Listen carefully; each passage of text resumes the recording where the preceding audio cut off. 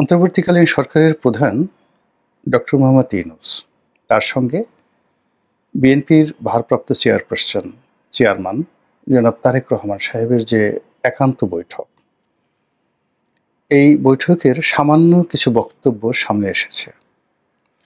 আর ১.৫ ঘন্টা বৈঠকের প্রায় সবকিছুই এখনো পর্যন্ত অজ্ঞাত রয়েছে এবং বিষয়গুলো সম্ভবত স্পর্শকাতর, জরুরি এবং এই দুই শীর্ষ নেতার মধ্যে অনুষ্ঠিত বৈঠকের বিষয়ে উভয় নেতাই চাচ্ছেন বা এখন পর্যন্ত আশা করছেন যে তাদের সেই বক্তব্য প্রেসের সামনে না আসুক।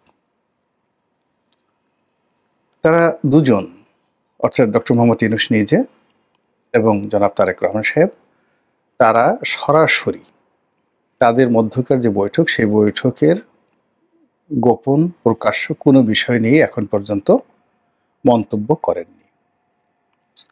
আমরা যতটুকু জেনেছি সেটা হলো কিছু অডিও ফুটেজ, কিছু ভিডিও ফুটেজ, যেমন তাদের সঙ্গে যখন হোটেল লবিতে দেখা হলো কিংবা যখন জনাব তারেক রহমান সাহেব তার গাড়ি থেকে নামলেন, একেবারে চকচকে নতুন একটি গাড়ি থেকে, রাজকীয় একটা গাড়ি। এ কারণে বললাম যে তার যে আগমন এটা অনেকটা রাজার মতোই হয়েছে।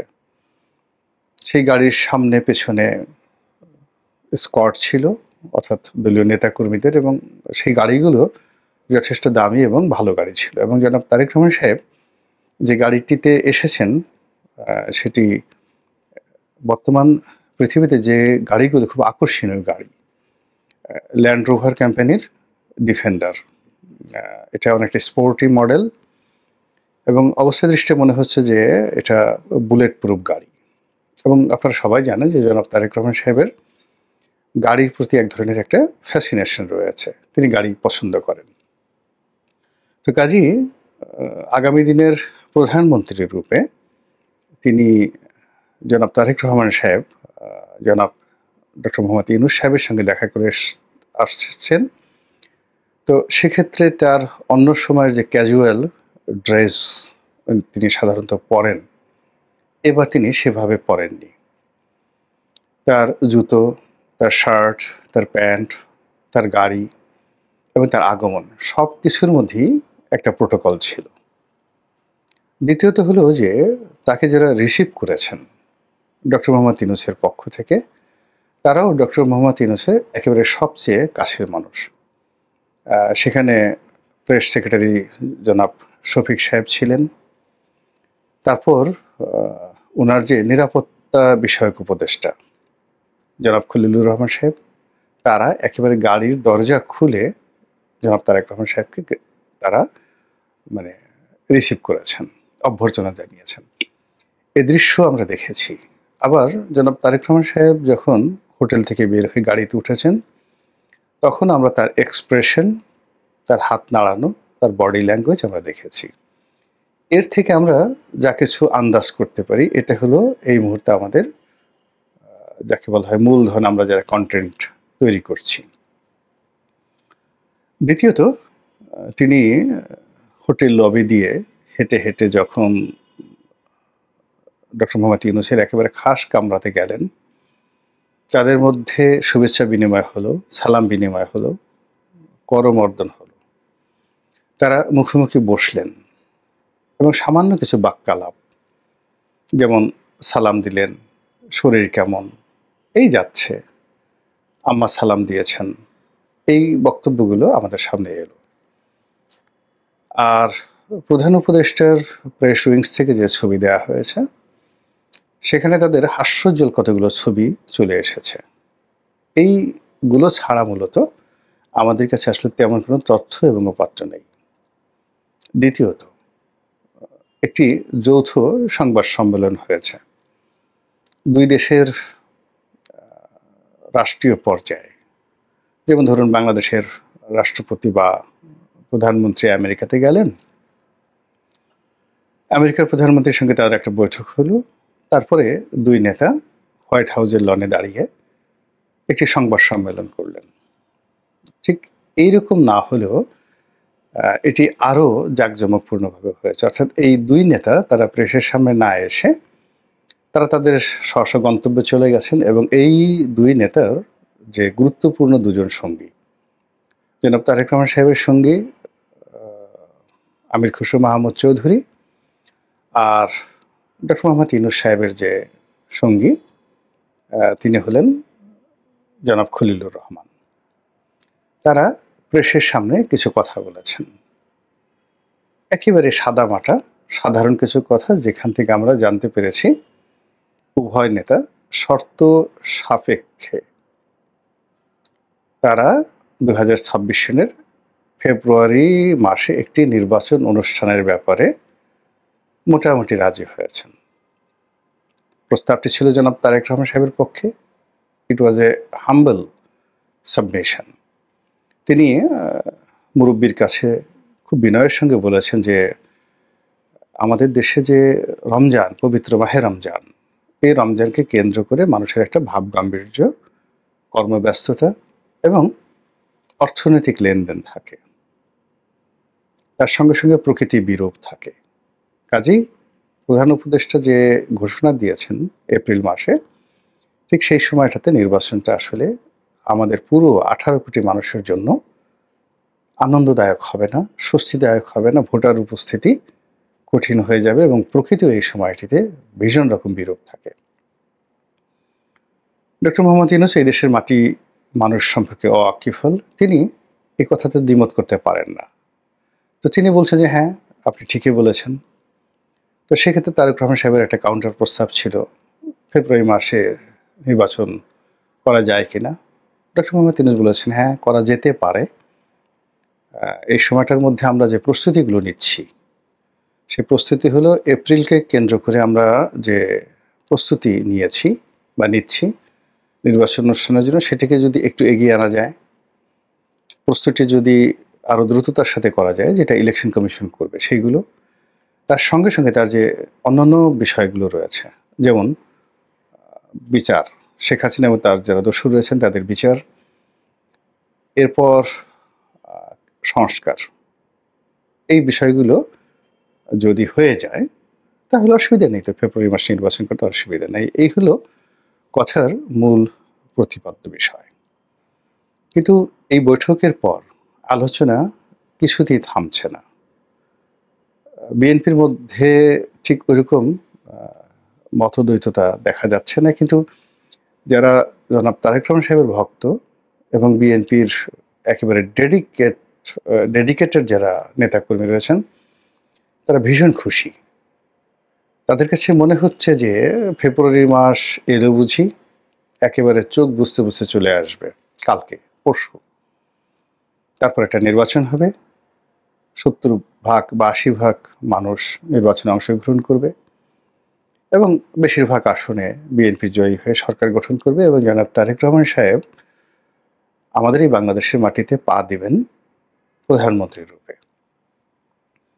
এই স্বপ্ন এখন বিএনপির যারা নেতাকর্মী তাদেরকে পেয়ে বসেছে। ফলে তারা ওই যে হোটেলে ঢোকার সময় তারেক রহমান সাহেবের হাঁটা, হাত নাড়ানো, তার যে পোশাক পরিচ্ছদ এবং তার গাড়ির বহর, সব মিলিয়ে সবকিছুর মধ্যে শহীদ প্রেসিডেন্ট জিয়াউর রহমানের রাজস্বিকতা তারা দেখতে পাচ্ছেন।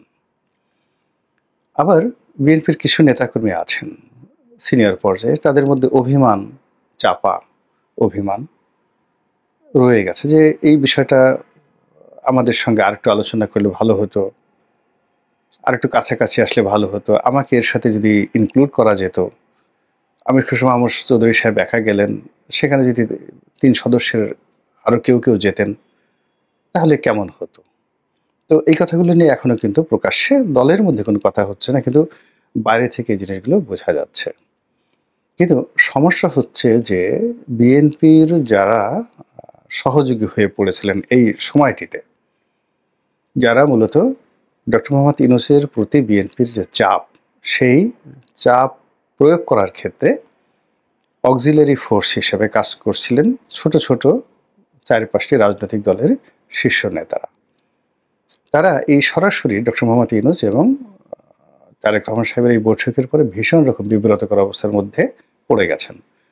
এর কারণ হলো মধ্যে যে একটা মূলা ছিল বা ডক্টর মোহাম্মদ ইউনূসকে বিব্রত করা, তাকে ভয় দেখানোর যে বিষয়টি ছিল, এই কর্মে যারা নিয়োজিত ছিলেন তাদের এখন আর গুরুত্ব দলের কাছে থাকবে না, বিএনপির কাছে থাকবে না।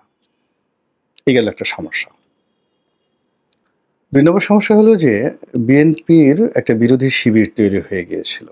সেটা ছাত্র শিবির বলেন, এনসিপি বলেন কিংবা জামাত বলেন বা অন্য ইসলামিক যে দলগুলো, যারা নিজেরা ঐক্যবদ্ধ হয়েছিল বিএনপির বিপক্ষে এবং তারা ডক্টর মোহাম্মদ ইউনূসের সাহায্যকারী শক্তিরূপে তারা এই গত ১০ মাসে আনকন্ডিশনালি ডক্টর মোহাম্মদ ইউনূসকে সাপোর্ট দিয়ে গেছেন। এখন ডক্টর মোহাম্মদ ইউনূস সরাসরি যখন বিএনপির সঙ্গে একটা সংযোগ স্থাপন করে ফেলেছেন, তখন তার যারা পুরনো বন্ধু তাদের অভিমান হয়েছে, তাদের বিশ্বাস নষ্ট হয়েছে এবং এখানে বিএনপির সঙ্গে যদি ডক্টর মোহাম্মদ ইউনূসের একটা সংযোগ স্থাপিত হয়ে যায়, তাহলে তাদের যে গুরুত্ব জাতীয় রাজনীতিতে, এটা অক্সিলারি ফোর্স হিসেবে থেকে যাবে।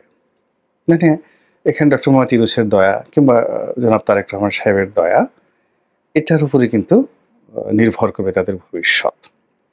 আদারওয়াইজ ইন্ডিপেন্ডেন্টলি, ইন্ডিভিজুয়ালি, অর্থাৎ এককভাবে, স্বাধীনভাবে মুভ করে জনগণের ভোট পেয়ে সংসদে একটা ভালো প্রতিনিধিত্ব করার মতো সংখ্যাগরিষ্ঠতা অর্জন করে মূল বিরোধী দল রূপে কার্যকর ভূমিকা রাখবেন, এরকম রাজনৈতিক দল আসলে আওয়ামী লীগ ছাড়া বিএনপির বিকল্প কেউ নেই। তাদেরকে, অর্থাৎ অন্যান্য যে ছোট ছোট দলগুলো আছে, তাদেরকে অবশ্যই বিএনপি অথবা আওয়ামী লীগের অক্সিলারি ফোর্স হতে হবে, সাহায্যকারী শক্তি হতে হবে, মিত্র হতে হবে, জোটভুক্ত হতে হবে। এটাই আমরা দেখে এসেছি যাকে বলে অতীতকালে। এর বাইরে আমরা দেখেছি নানা রকম কিংস পার্টি, এবং বাংলাদেশে কিংস পার্টি প্রথম শুরু হয়েছিল শহীদ প্রেসিডেন্ট জিয়াউর রহমান সাহেবের আমলে। তিনি মুসলিম লীগকে রিভাইভ করেছিলেন, তার অনুগত শক্তি রূপে জামাতকে রিভাইভ করেছিলেন এবং নিজের দল তিনি ক্ষমতায় থেকেই তিনি গঠন করেছিলেন। তারপরে ওই যে কিংস পার্টি গঠন করার যে প্রক্রিয়া শুরু হলো, ওটা আর থেমে থাকেনি।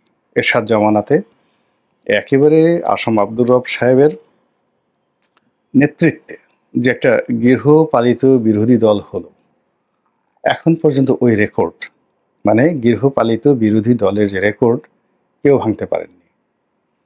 এবং যারা একবার গৃহপালিত বিরোধী দল হয়েছেন, ভাগ্যের নির্মম পরিহাসে তাদের সবার জীবনই নানা রকম কষ্ট, দুর্ভোগ, দুর্দশা চলে এসেছে। এবং যারা এই গৃহপালিত বিরোধী দল বানিয়েছেন, অর্থাৎ যারা হয়েছেন এবং যারা বানিয়েছেন, এখানে কর্তা এবং কর্মী উভয়ই অপমানিত, লাঞ্ছিত হয়েছেন বাংলাদেশের রাজনীতিতে।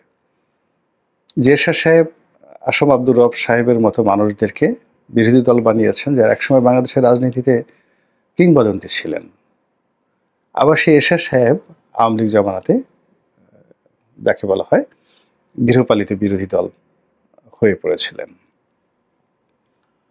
এখন আওয়ামী লীগ এরশাদ সাহেবকে গৃহপালিত বিরোধী দল বানিয়েছিল এবং এখন যে অবস্থা তৈরি হয়েছে, যদি আওয়ামী লীগের কাছে প্রস্তাব যায় ডক্টর মোহাম্মদ ইউনূস সাহেবের নিকট থেকে এবং বিএনপির নিকট থেকে, এবং তারা দুজন অর্থাৎ বিএনপি এবং ডক্টর মোহাম্মদ ইউনূস যদি রাজি হন এবং তারা যদি চান সম্মিলিতভাবে যে আওয়ামী লীগ রাজনীতিতে ফিরে আসবে গৃহপালিত বিরোধী দল রূপে, আমার কাছে মনে হচ্ছে না যে আওয়ামী লীগ রাজি হবে না। আওয়ামী লীগ একেবারে এরশাদ সাহেবের মতো বা আসম আব্দুর রব সাহেবের চাইতে অনেক বেশি তৎপরতা দিয়ে দেখিয়ে তারা আসবে এবং ফুলের মালা, তার ডক্টর মোহাম্মদ ইউনূসকে ফুলের মালা দেবে এবং তারেক রহমান সাহেবকে দেবে। এটাই হলো ইতিহাসের নির্মম পরিণতি। এবং এখানে আওয়ামী লীগের যে চেইন অফ কমান্ড, এই ধরনের প্রস্তাব যদি একেবারে প্রকাশ্যে দেওয়া হয় যে আমরা আওয়ামী লীগকে চাচ্ছি, ডক্টর মোহাম্মদ ইউনূস চান যে আমরা আওয়ামী লীগকে চাচ্ছি, কিন্তু শর্ত হলো যে এই লোকগুলো থাকবে না যারা কনভিক্টেড যাদের বিরুদ্ধে মানবতা বিরোধী অপরাধের অভিযোগ আছে। এর বাইরে যেকোনো লোক, আমরা যে সমস্ত মামলাগুলো হয়েছে সেগুলো আমরা মিনিমাইজ করব এবং উইদিন ১ মাসের মধ্যে এই মামলাগুলো ফাইনাল করে ফেলব। মামলা থাকবে অথবা থাকবে না। এবং সেই ক্ষেত্রে যদি আওয়ামী লীগকে রিকনসিলিয়েশন করা হয়, গৃহপালিত বিরোধী দল হওয়ার জন্য আপনি দেখবেন যে কীভাবে হুড়োহুড়ি শুরু হয়ে যায় রীতিমতো। এবং একই অবস্থা কিন্তু ৭৫ থেকে একেবারে ১৯৮৬ সন পর্যন্ত আওয়ামী লীগও কিন্তু এরশাদের জমানাতে ৮৬ সনের যে নির্বাচনটা হয়েছিল ওটা মূলত গৃহপালিত বিরোধী দলের প্রথম মহড়া। আর দ্বিতীয় মহড়ায় মানে একেবারে যাকে বলা হয় কোনো রকম লাজ লজ্জা ছেড়ে ৮৮ নির্বাচনে আসম আব্দুর রব গৃহপালিত বিরোধী দল হয়েছিলেন। তো এটা হলো বাস্তবতা। তো সেক্ষেত্রে আওয়ামী লীগ যদি মাত্র ৫০ থেকে ৬০টি সিট পায়, তাকে যদি কনফার্ম করা হয় যে এই ৬০টি সিটে আপনাদেরকে ছাড় দেওয়া হবে বা আপনাদেরকে পাশ করিয়ে নেওয়া হবে, অথবা আপনারা সেখানে প্রতিযোগিতা করে পাশ করে আসবেন,